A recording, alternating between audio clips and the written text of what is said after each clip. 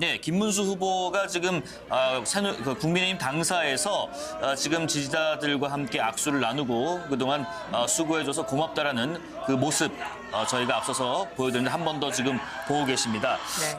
새벽 1시 반쯤에 국민의힘 당사에서 이제 지지자들에게 마지막 인사를 하고 떠나는 그 모습 지금 보고 계십니다. 옆에 지금 김재원 후보 비서실장의 모습도 보이고요. 네. 박대출 의원 보이네요. 네, 그 승복연설에서는 국내 선택을 겸허하게 받아들이겠다. 당선되신 이재명 후보 축하드린다. 그동안 보내주신 성원 잊지 않겠다. 그리고 당원 동지 여러분들의 헌신에 감사하다는 말과 함께 대한민국은 어떠한 위기에 부딪히더라도 국민의 힘으로 위대한 전쟁을 계속해 왔기 때문에 앞으로도 잘 부탁드린다는 얘기가 있었습니다. 자, 김재섭 의원님, 이 김문수 후보의 승복 연설 또 어떻게 들으셨고, 어쨌든 지금 향후의 결과에 있어서 국민의힘 그리고 보수 진영의 어떤 재편도 있어야 될 텐데 어떤 방향으로 나아갈 것으로 좀 예상하시는지도 같이 한번 들어보겠습니다. 당분간은 이재명 후보의 시간이겠지만은 동시에 보수 진영이 처절한 자기 반성과 개혁의 시간이기도 할 거라고 저는 생각합니다. 네. 사실 저희가 2017년 박근혜 전 대통령의 탄핵 이후에 저희가 이런저런 선거에서 이기고 지면서 네. 사실은 탄핵의 강을 건넜다라고 평가를 받았었거든요. 특히 2020년 김종인 비대위를 지나서 2021년 이준석 당대표가 당선된 이후에 2022년에 또 대선에 승리하기까지 지난한 과정들이 있었습니다. 그 가운데서 국민의힘이 체득한 승리의 방정식 같은 것들, 그리고 네. 이미 검증된 또 승리의 공식 같은 것들이 저희는 알고 있거든요. 네. 다만 실천하지 못했을 뿐이죠. 그래서 저는 이제는 탄핵의 강을 건넜던 그 과정과 비슷하게 네. 더 깊고 넓은 탄핵의 바다를 건너야 되는 네. 시간들이 저는 보수 진영에 있어야 된다고 생각하고요. 네. 그 방식은 우리가 탄핵의 강을 건넜을 때보다 더 혹독하게 해야 될 거라고 저는 생각합니다. 그 구체적인 방법이라고 하는 것은 국민의힘이 훨씬 더 서민에게 다가갈 수 있는 그런 경제적으로 유능한 정당이 돼야 되는 것이 가장 으뜸일 거라고 생각하고요. 두 번째는 이제 과거와의 철저한 결별이 저는 필요하다고 생각합니다. 네. 특히 윤 전 대통령과의 결별, 그 윤 전 대통령을 옹위하였던 그리고 그 호가호위하였던 세력들의 말끔한 청산 이런 것들이 저는 분명히 있어야 된다라고 저는 생각하고요. 특히 또 부정선거라든지 광장 세력에 이끌리지 않는 그리고 네. 정당으로서의 기능을 다시 회복하는 것이 우리 국민의힘에게 남아있는 매우 어렵지만 꼭 해내야 되는 숙제라고 저는 생각합니다. 젊은 의원들의 역할이 앞으로 더 많아져야 할 거라는 이야기가 많은데 일단 비대위 체제는 언제까지 좀 유지가 될지 전당대회 전망도 해주실 수 있을까요? 현재로서는 김용태 비대위원장이 전임 비대위원장이었던 권영세 비대위원장의 임기를 이어받는 형식이기 때문에 아마 6월 말이 될 겁니다. 그렇게 됐을 때 현재로서 권한대행 체제가 될 가능성이 좀 높고 그 권한대행이라 하면 현재 원내대표가 당 지도부, 그러니까 결국 당 대표의 역할을 하게 되는 상황인데요. 하루라도 조속하게 우리 당 체제를 안정시키기 네. 위해 또 다른 비대위가 들어갈 수도 있고요. 아니면 전당대회를 개최할 수도 있다고 저는 생각합니다. 네.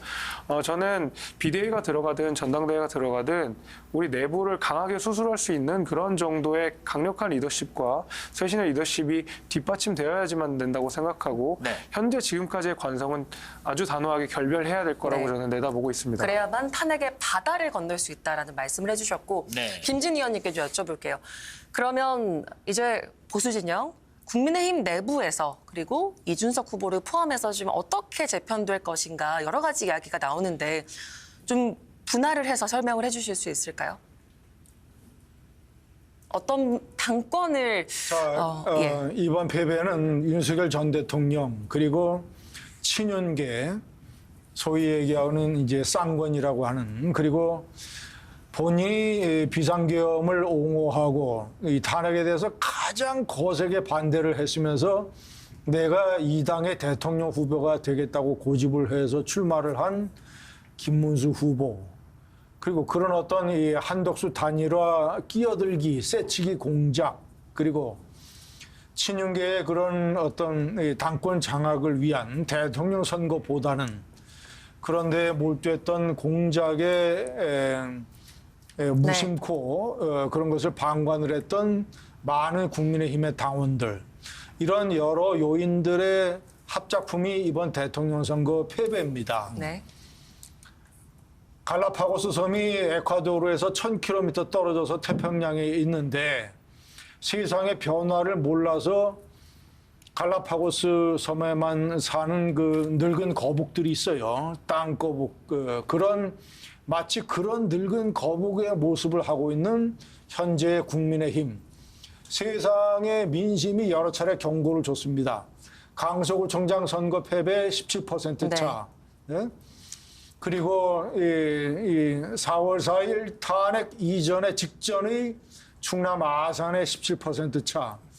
그 암 수술을 받아야 되는데 일종의 탄핵 때문에 생긴 네. 선거고 제가 이건 조금 더 예. 강력하게 비판을 좀 해야 되겠습니다. 알겠습니다. 탄핵 때문에 생긴 선거고 국민의 70% 이상이 탄핵을 찬성을 하는데 가장 거세게 탄핵을 반대하고 대통령직에 복귀시켜야 된다고 주장했던 후보를 최종 후보로 내세워서 이번 대통령 선거를 치르겠다고 하는 것이 얼마나 세상 돌아가는 것을 모르고 민심을 모르는 것이냐. 이 너무나 암 수술을 거부하고 이 마약성 진통제로 연명을 하고 있는 이 당을 바꿔서 왜냐하면 이재명 대통령 권력이 굉장히 강한 권력이 됐으니까 네. 진정으로 나라를 위한 대통령이 되려면 네. 견제와 균형이 필요한 예. 거 아닙니까? 그러면 한쪽에서 네.